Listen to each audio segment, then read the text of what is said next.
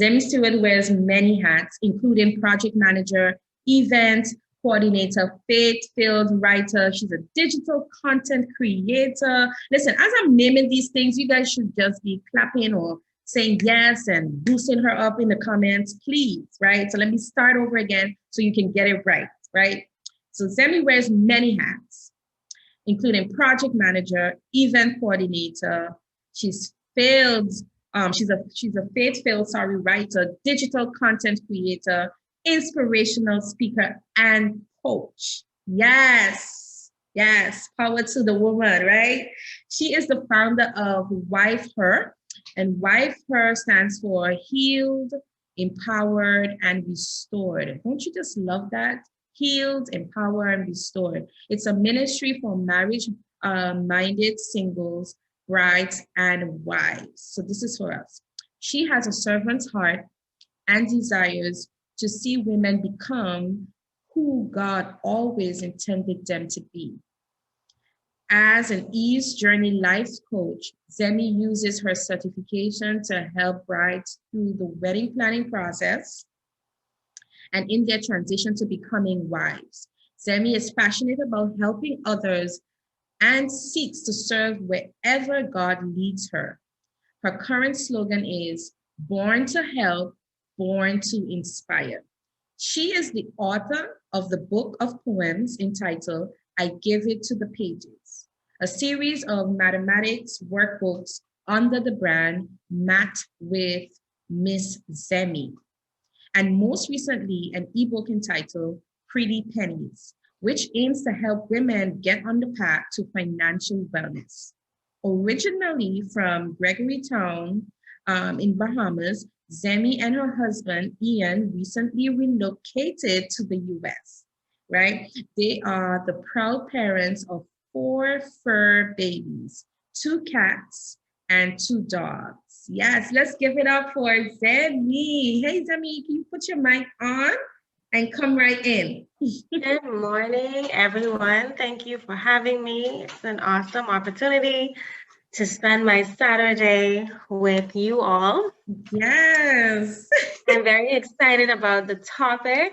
I had to ask my husband's permission when Charmaine sent the email. I was like, I have to let my husband read this. And he was traveling. So I said, I'll answer you in a couple of days just to make sure before I go and talk about respect, he felt respected. So that was important to me for him to give me that okay, and he did. Wow. So really happy to jump right in. You learned a little bit about me. I have a heart for ministry, have a heart for women, and I just love to serve in whatever capacity, God allows. And so let's just jump right into the heart of our topic. So I grew up in a family where I didn't really see respect modeled in the home. I saw, maybe it's the time that I arrived, I'm the baby, my twin brother and I, at the time that we arrived, my parents had already lost a child. My first brother died when he was 2 years old. And so there had already been trauma in the family. My family, they lived in Out Island. My dad is from the UK. And so he was on his own without his immediate family. And so obviously there must have been things going on that I was not privy to. But what I saw modeled between my parents, I saw a lot of arguments. I didn't see a lot of affection. And I also saw that my mom took more of a leadership role within the family. She more so handled the finances. She would very often chastise my father. In many ways, it was almost like she outgrew him in many ways. And so I have in my notes here, my mother treated my father like a child in some ways, and this is important. It was partly because he wouldn't lead in a way she needed. And secondly, because she would not let him lead in a way he knew how. And I want to repeat that because I think that's very important. And we can often repeat that cycle in our marriages. So she treated him like a child. And it was partly because he would not lead in a way that she needed him to as a powerful Caribbean woman, which many of us are. And secondly, because she has a fault as well, she would not let him lead in a way he knew how. So she could have been led by my father in a way that probably would have been beneficial to her, but she wouldn't allow him to lead because it wasn't in the way that she wanted it to look like. And I think that was so important, and that's a whole word and a message right there for us in itself. And I want you to repeat after me right now. You have to let him try. So wherever you are, whether you say it in your mind or whatever, you have to let him try.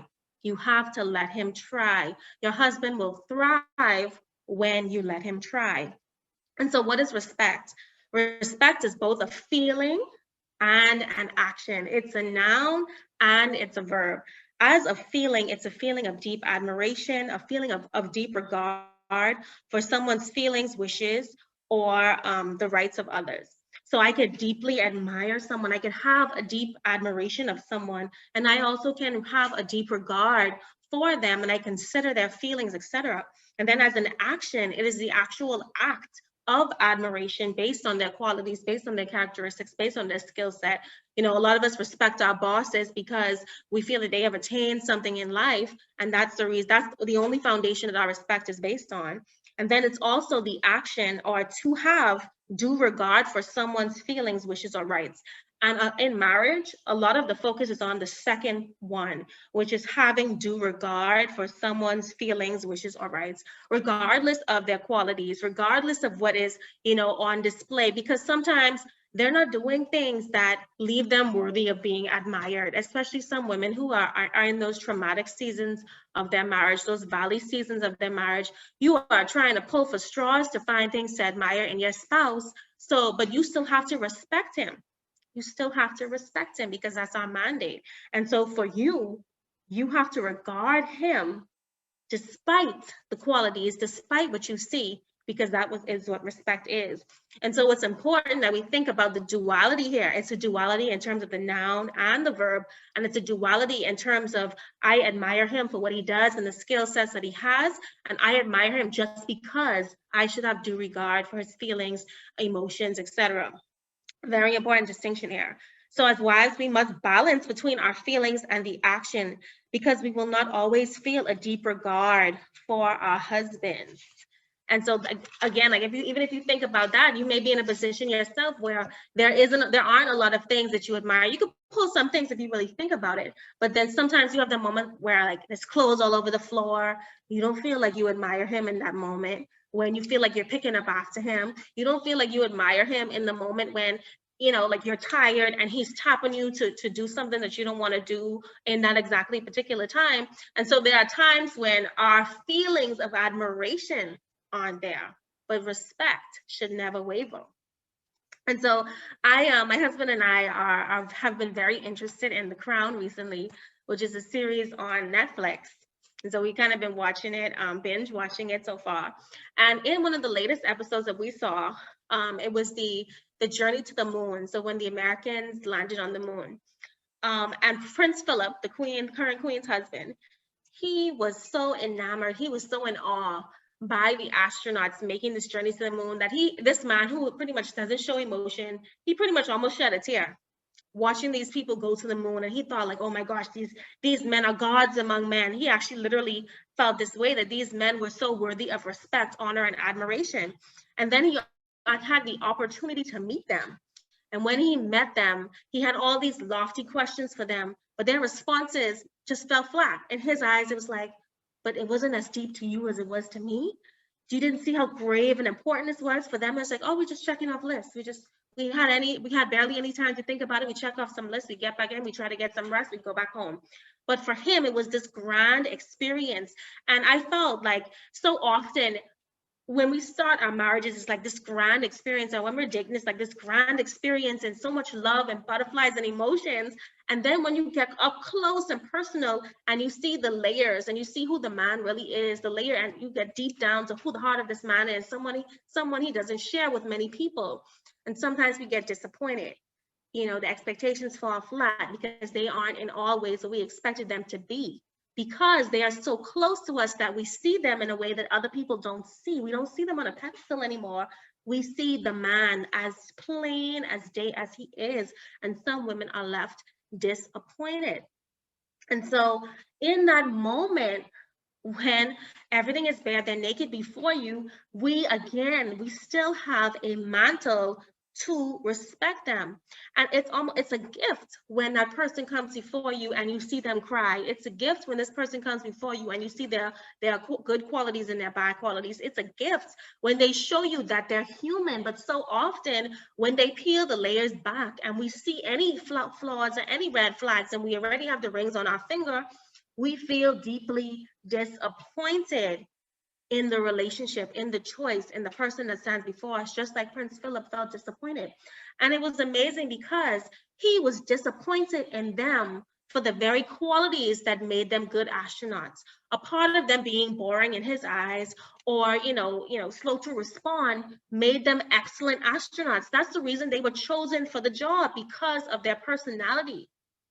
But when he saw them in person, he was not impressed, but that personality trait made them suitable for the job that he so admired. And that's powerful. Those same qualities we saw in our spouses that made us want to marry them are the qualities we see up close, but for some reason up close, they don't seem admirable. But when we saw it on the stage, those qualities are admirable. And it's all a matter of perspective.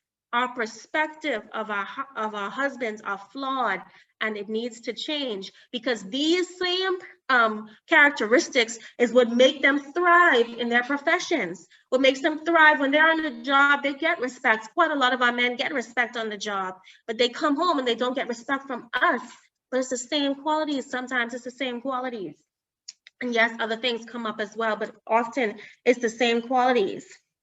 And so it's important to really reflect on that. And so now, how do we become a more respectful wife when all of the covers are off, when everything is clear as day, when all the flaws are in view? And we have 5 steps today, just 5 steps. So step number 1 is understanding God's original design for marriage. And we have to start biblical. Have to start biblical. I did give you a definition of respect based on the worldly, broad definition, but we also have to start biblical, because we have to know, what did God design marriage for? He created this thing. What did he intend to do with this creation? And I have to also give a caveat that in August, in Wifer, we had a respect series. And in that respect series, my particular topic that I taught on was trauma. But someone did talk about how to be more respectful to your spouse and how to pivot from disrespectful behaviors. And from her talk, I listed different types of women that we're going to discuss today. So I just want to give a caveat. Lathyra, if you watch this replay, however you do, thank you for your obedience, because I did lift the characteristics to create these women. And so step number 1, understand God's original design for marriage. And so we go to Genesis 2, verse 24. I know this is the stuff that everybody knows, but I would be remiss if I didn't discuss it. So if we go to Genesis 2, verse 24, you can just write these for later. Someone could go put them in the chat. Therefore shall a man leave his father and his mother and shall cleave unto his wife, and they shall become one flesh. And so God's original design was, you come out of the stability of your family household, you cleave to your spouse, and you become one flesh. You now are walking in oneness. You have broken away the thoughts of the past, the person you were in the past, hopefully, and you are striving to become one flesh. And I want to go to verse 25 as well. They were both naked, man and his wife, and they were not ashamed. So a part of God's original intent is that you are naked before one another, and you're not ashamed of your nakedness. And I'm not only talking about getting naked, taking off the clothes. I'm talking about letting this person see you bare. You are totally naked before this person. It took me so long to see my husband naked. And I'm not talking flesh. I'm talking about, it took me so long to get to the very bones of my husband, to see my husband naked, because he had to build trust in me in order to get naked before me. And I felt like a huge barrier in my marriage, because I did not feel as if my husband was naked with me. And it was a huge pivot in our marriage when that happened. And I don't know if you are the one in your marriage who isn't naked with your spouse, but that is a huge part of God's design for marriage, being naked, being truly known. And even in the Bible, it says when couples come together and they have sex, he knew his wife and she conceived. He knew his wife and she conceived. Being known in a marriage is a part of God's design. And so next we go to Ephesians 5, and I'm old school. I have my Bible here, so I'm going to be turning. Not always old school, but I decided that I wanted to be today because I wanted to give you all opportunities to find the scriptures as well. So we're going to Ephesians 5, verse 21 to 32. Okay, so I started at verse 21, submitting yourselves one to another in fear of God. Wives, submit yourselves unto your own husbands as unto the Lord. For the husband is the head of the wife, even as Christ is the head of the church, and he is the Savior of the body. Therefore, as the church is subject unto Christ, so let wives be to their own husbands in everything. Husbands, love your wives as Christ loved the church and gave himself for it, that he might sanctify and cleanse it with the washing of water by the word, that he might present it to himself a glorious church, not having spot or wrinkle or any such thing, but that it should be holy and without blemish. So ought men to love their wives as their own bodies. He that loveth his wife loveth himself, for no man ever hated his own flesh, but nourisheth and cherisheth it, even as the Lord the church. For we are members of the body of his flesh and of his bones. For this cause shall a man leave his father and mother and be joined unto his wife, and they shall be one flesh. And I'll jump to 33. Nevertheless, let every one of you in particular so love his wife, even as himself, and the wife see that she reverence her husband. Now, let me tell you a particular thing about Ephesians 5. My husband and I decided that we would wrap Ephesians 5 around our wedding cake. And so the design of our wedding cake was the lettering of Ephesians 5 around our wedding cake, and that is what we cut into. So that's a very special verse to us. And in particular, we also recently studied this. Tamara Desmangles was on the call. She and her husband, they have 12 years of marriage, and they broke down the scripture for us. And so in here, we see that God's design is submission, love. Women submit to the husband loves, and he has a huge mandate. A lot of in churches, they push this submission mandate down our throats, I guess, because, you know, we are so wild and wonderful as Caribbean women. But our husbands have this even greater mandate, in my opinion, because they have to love like Jesus loves. You have to love me like Jesus loved the church, this flawed church, and you have to wash me and make me better. I mean, like, this is a huge, huge, huge mandate. You have to love me like Jesus. I can run through the house after this. And I can tell my husband, you better love me like Jesus. You better love me like Jesus loved the church. And I feel like, you know, I mean, like, this is powerful. The way that a man is mandated to love a woman. He has to love me like Jesus loved the church, this flawed church, and present me holy without blemish. He has to make me better. When my husband met me, he got some raw material. He got a little bit of impatience, or a lot of impatience. And my husband is helping me to be a more patient woman. You know, so that is a part of how he is making me more holy, because we know patience is a fruit of the spirit. And I have to have that if I want to operate in all the fruits of the spirit. And so my husband is helping me to become a better Christian, because that is one of the ultimate goals of marriage. It shows the relationship, not just between a husband and a wife, but between how God reverences the church. And so it's just a model of that relationship on earth. Moving to 1 Peter and 3. No, let's go to 1 Corinthians 7 while I'm close by. 1 Corinthians 7, 1-7. Okay, Paul called to be apostle. No, I think I wrote down the wrong verse there. So I'll come back to that one. Let's go to 1 Peter 3. 1 Peter 3. And even in my King James Bible, it says subjection in marriage is the title for the chapter.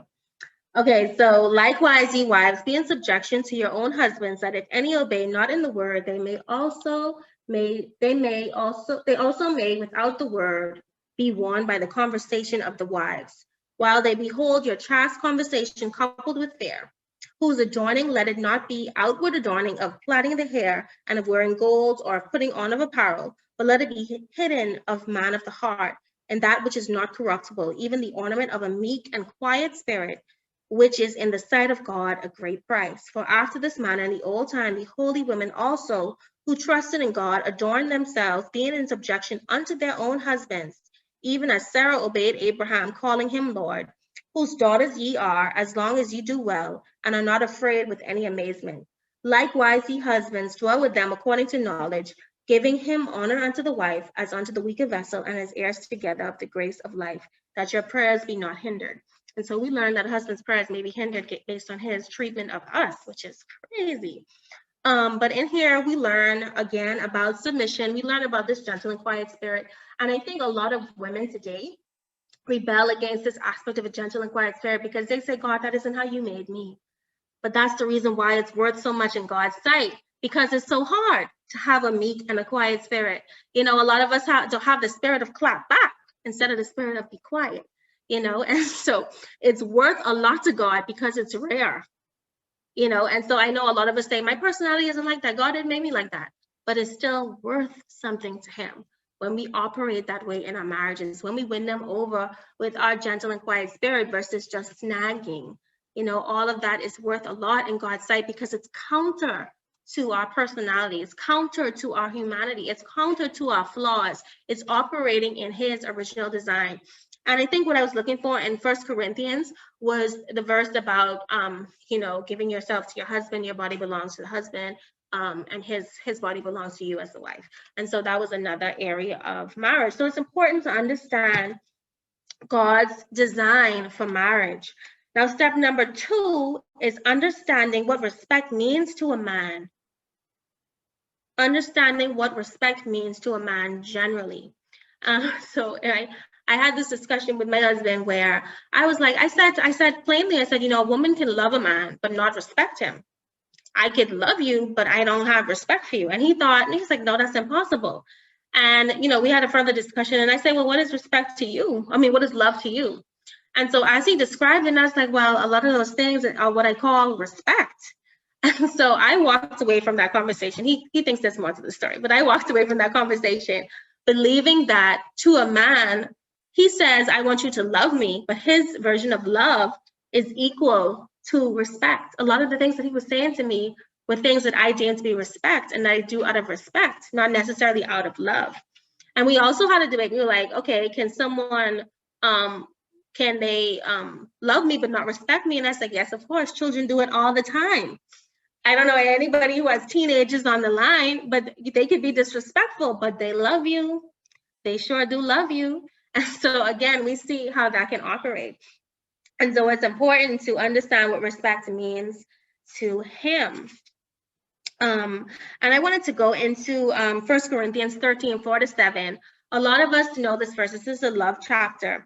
And I think this is important because it's love. And I said love equals respect for a man. And so this talks about love. So in many ways, I was a math major in university. So if love equals respect, then what the Bible says love is would also be equal to respect for him. I wish I could do, I probably could do, let me do the equation in the chat.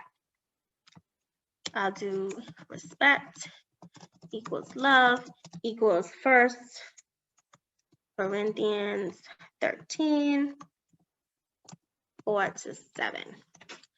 So that's one of the laws of math. If A is equal to B and B is equal to C, then A is equal to C.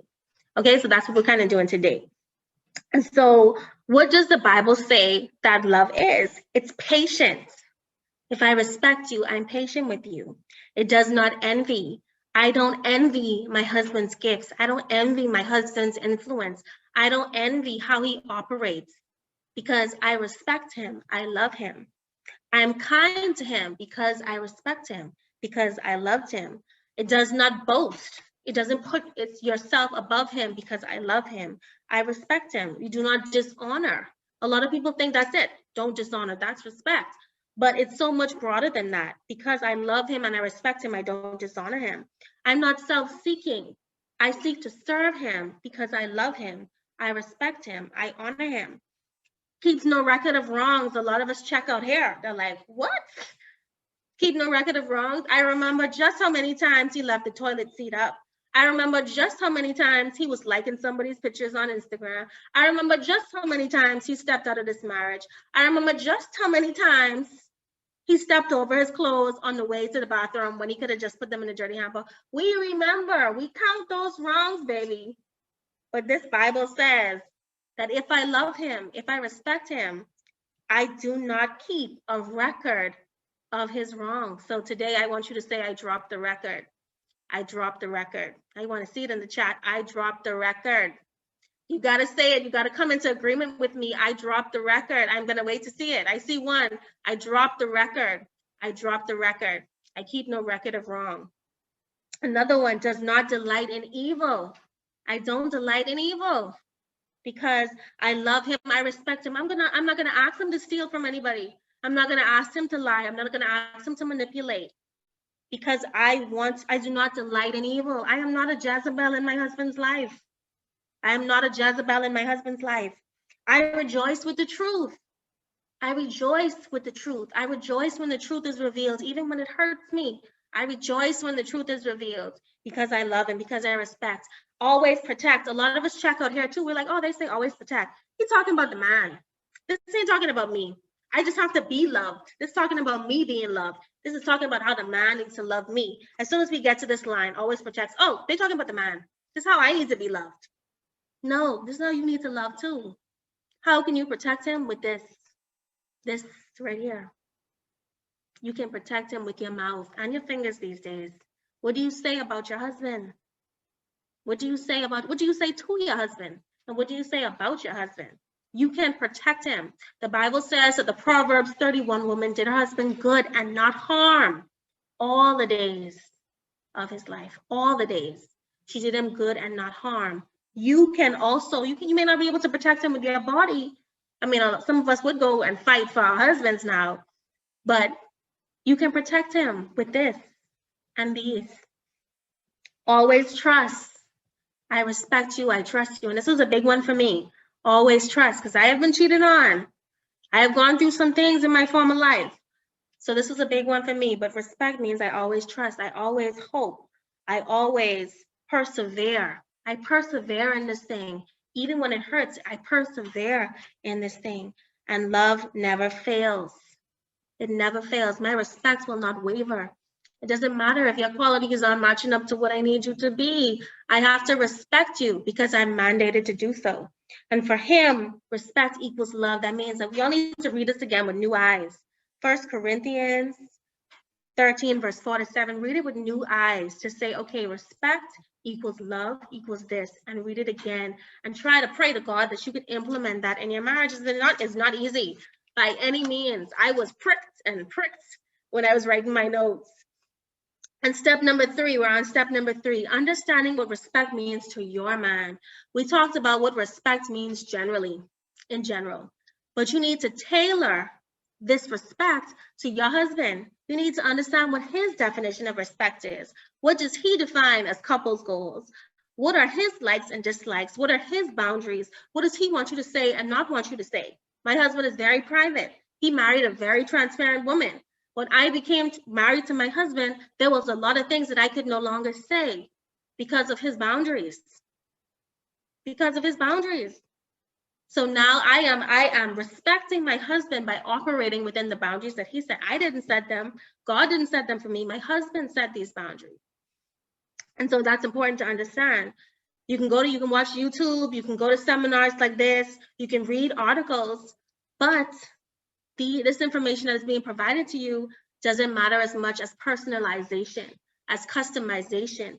Your husband has unique fingerprints. No other man on this earth has your husband's fingerprints. So therefore, what you implement in your marriage has to be custom and tailor-made for your husband. All of those things generalize. They generalize. You need to personalize to your relationship, to your marriage, to your spouse. You need to personalize. And step number 4 is evaluate. And Charmaine talked about this in the beginning. She said you need to evaluate yourself. You need to look within. You need to look within and evaluate yourself and see what type of woman you are. And this, we're going to get into what I'm going to screen share. in a second, and we will explore the various types of wives and their character traits. And then you need to pivot. That's step number 5. You need to pivot on purpose with purpose. And again, pivoting is a math concept. So when you pivot, you change position. You're not moving necessarily. I could be facing north and I pivot and I face another direction. A lot of us are in the right position. We are with the right person, but we're not facing the right direction. Sometimes the enemy would have you believe, I married the wrong one. No, you did not marry the wrong one. You're facing the wrong direction. You need to face a new direction. You may be faced towards the past when you need to be faced towards the future. You need to pivot. And so I love the word pivot because that's exactly what it means. I'm not jumping from point A to point B. I am shifting my position. I'm pivoting. And so that's very important. So now I'm going to share my screen and show you, oh, it says host disabled, screen sharing. Charmaine, can you let me free so I can screen share? Okay, let me give you permission. I have to make you host.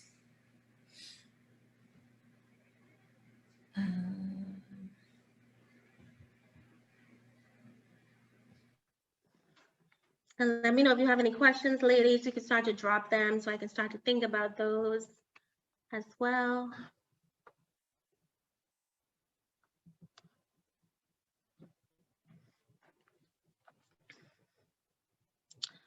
Okay, I can share. You can share now? Mm-hmm. Yes.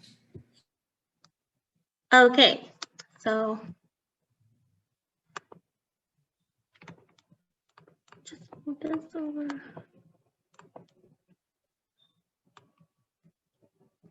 Okay, so which kind of wife are you?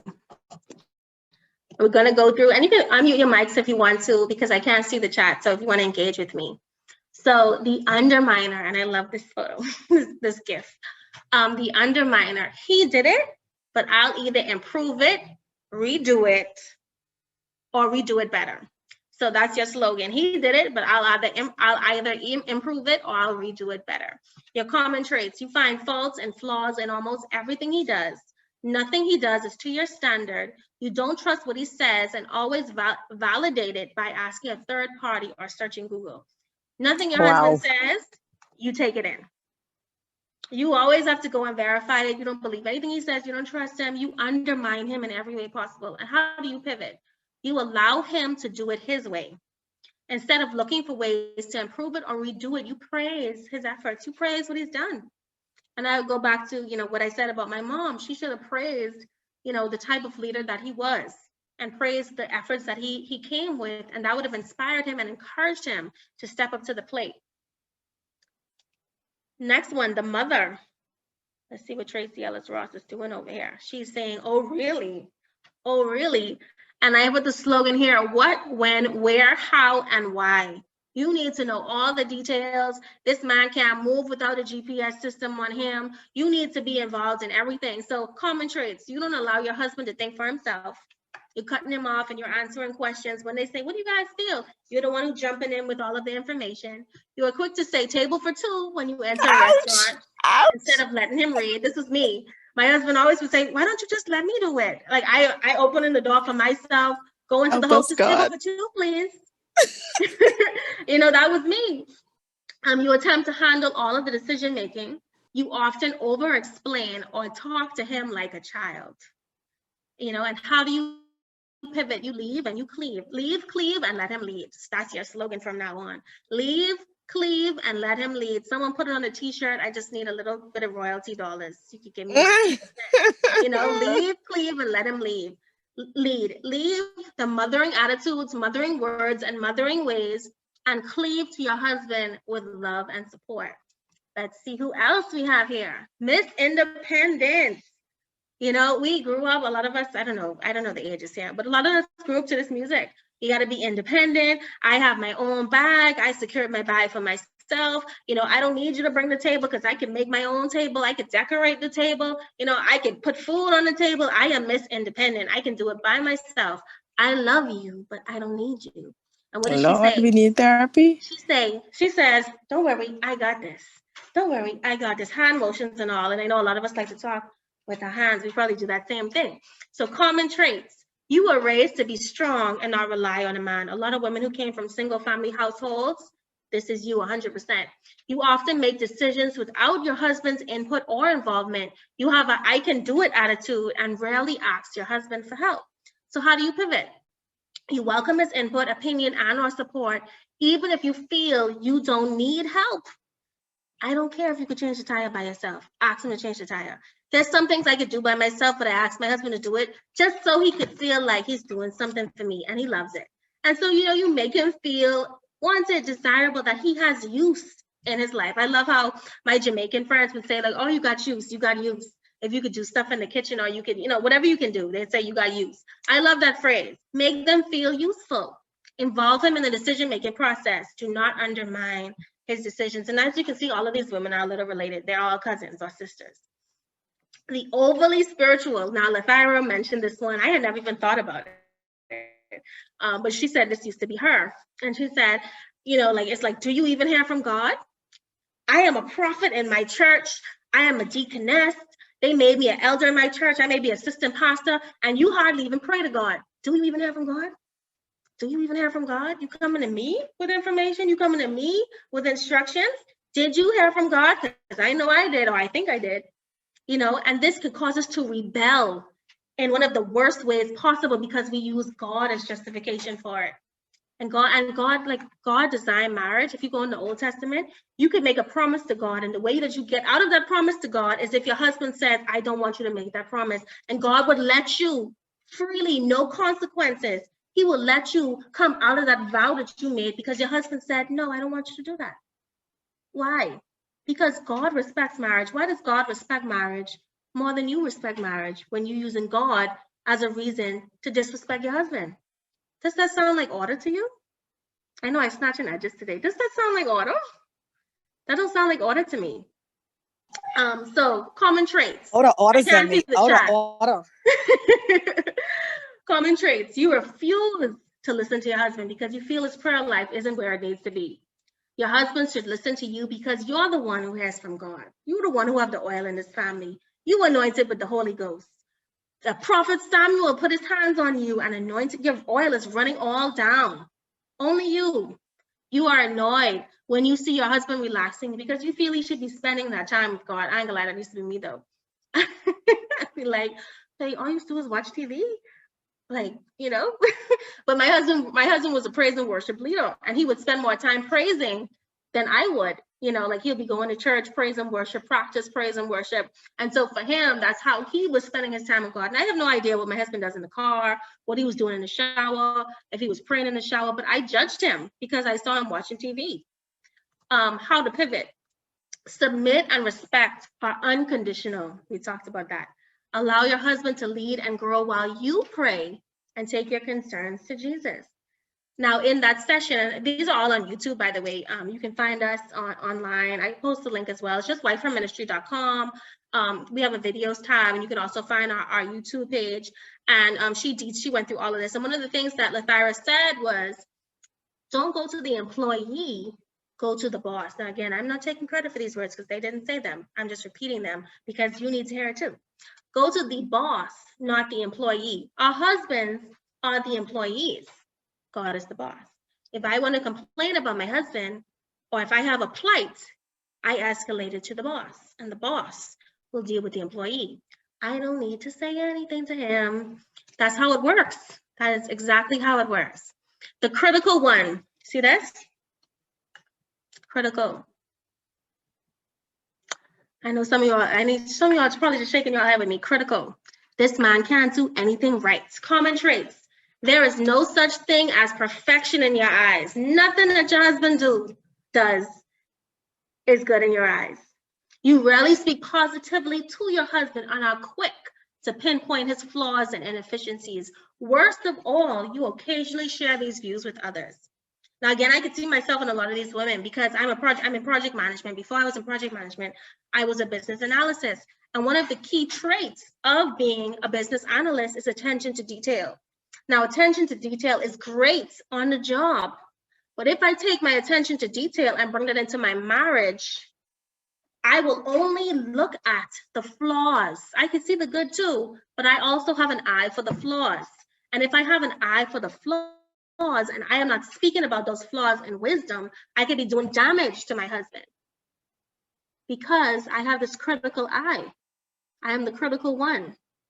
And so even if you have attention to detail, you have to ask God to help you pivot that in your marriage and use that gift responsibly. How to pivot? Learn to see the good in your husband and in what he does. Build him up by speaking life, which is positive words, over and to him. And never tear him down in front of others. Never tear him down in front of others. And that's the thing that definitely takes some practice, but Jeff put it into practice. The oversharer. This girl got the tea. My husband said I should change this picture to someone with a teacup. And I don't have a teacup, but y'all know. She got the tea. She's like, girl, you won't believe what my husband did. And it could be good things, you know. She could be saying how, oh, my husband had petals all over the floor and petals all over the bed.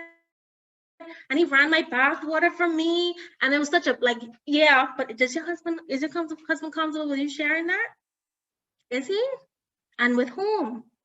Sometimes our mouths invite attacks into our marriage because we're so quick to brag or talk about what's going on in our relationship, and all of a sudden it's rising up the spirit of jealousy, and the person who's on the other end of the phone. And when that spirit of jealousy rises up, you don't know what you're gonna get. I don't care if it's a best friend. I don't care if you knew them since you were 4 months old. You don't, when the spirit of jealousy rises up in that person's heart, you don't know what attacks are coming your way because they're not operating from a spirit of faith, from a spirit of goodness. They are operating out of the spirit of jealousy. And the spirit of jealousy brings in a whole host of other spirits. So you don't know what that's going to manifest in your relationship. So you open attacks in. And oversharing could also be the bad stuff. You share too much of what's going on in your marriage prematurely. You know, there is a time when we share our testimony, we share what we've overcome in relationships, but sometimes we can share prematurely. And everything I do these days, I'm like, okay, babe, read over my notes. What do you think? Look at the topic. What do you think? Is the topic named okay? Do you like what that says? You know, can I say this? Can I say that? I have to, because a part of my ministry is helping women. I help women with testimonies, but I also have to respect my marriage.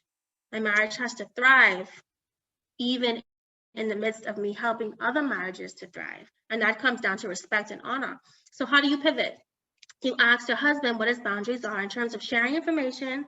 Learn what should be shared with just your spouse, just God. Some things never make it to your spouse. It's just God.